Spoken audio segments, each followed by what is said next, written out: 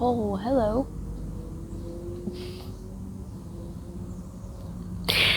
In Oryx and Crake, Margaret Atwood paints a haunting picture of a world where the line between science and humanity has been erased. And so have the people.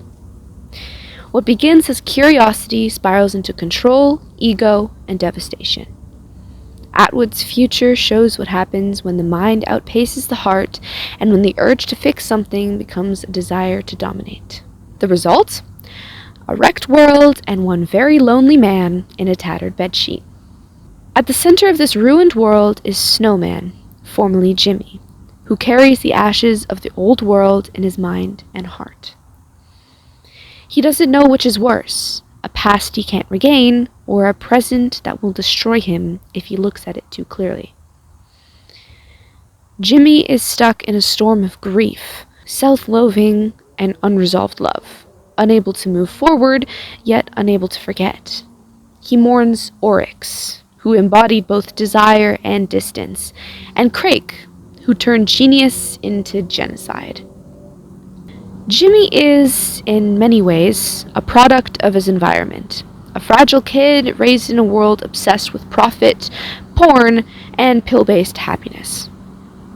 His mother leaves in protest, his father hides in work, and Jimmy retreats into wordplay and irony. He becomes fluent in detachment, a master of language with nothing real to say.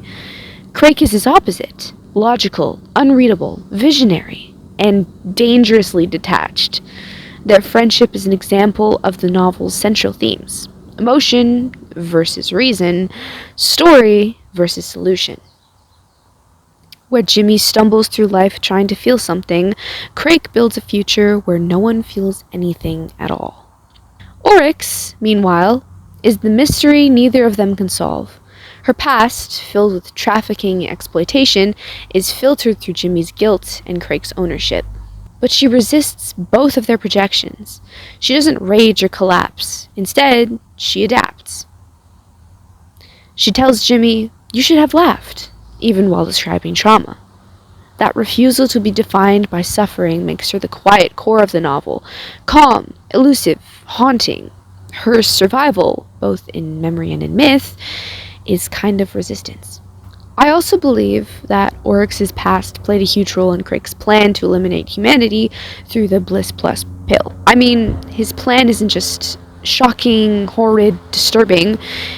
It's also terrifying because of how logical it seems from his point of view. He sees love, grief, and competition as glitches in human evolution, so he creates the Crakers, engineered people with none of the flaws of humanity.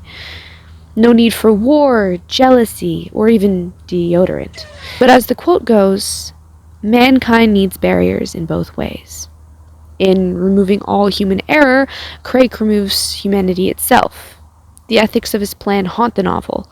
Should one person be allowed to remake the world? Can empathy be engineered or only felt?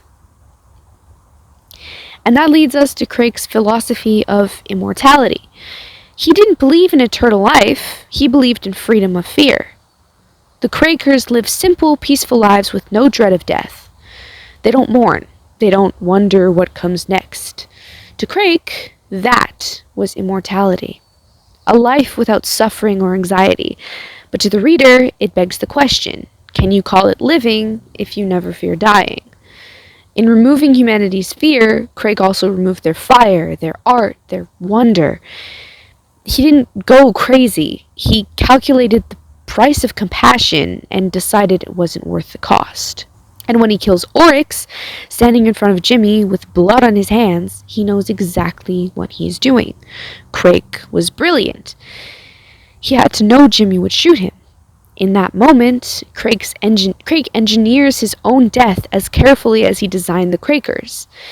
It's his final move, suicide by a best friend. And throughout the entire book, Jimmy knows just how messed up Crake could be. He somewhat understands that what Crake is building, this unachievable legacy, sounds nuts and morally wrong. But Jimmy never stopped the plan, therefore Jimmy was complicit too. Jimmy never fought back, not against the system, not against Crake, not even against himself. And that's the tragedy. Jimmy is a case study in lost potential. As Reddit user Under Your Boot Soles points out, he's fundamentally an example of lost potential, a vulnerable, self-aware, artistic guy who never gets the chance to fully become anything because he's so shaped and stunted by his upbringing. He hides behind sarcasm because it protects him. He tells stories because they don't require action. He is human in all the worst and most familiar ways. Passive, nostalgic, overwhelmed by too many choices, and not enough purpose. But still, he remembers. Watching it, he feels a sudden, inexplicable surge of tenderness and joy. He clings to fragments of beauty. He tells the Crakers stories, strange, mythic echoes of the past, as a way of preserving what once mattered. He is broken, but he's not hollow. He's the leftover proof that empathy survives apocalypse. In summary, in Oryx and Crake, Atwood doesn't offer clean answers. She presents a world that collapsed not just from science or greed, but from a failure to understand what truly makes us human.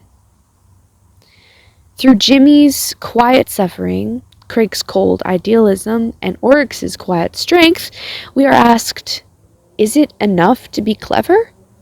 Or must we also be kind? The mind can build new worlds, yes, but without the heart, those worlds will destroy us.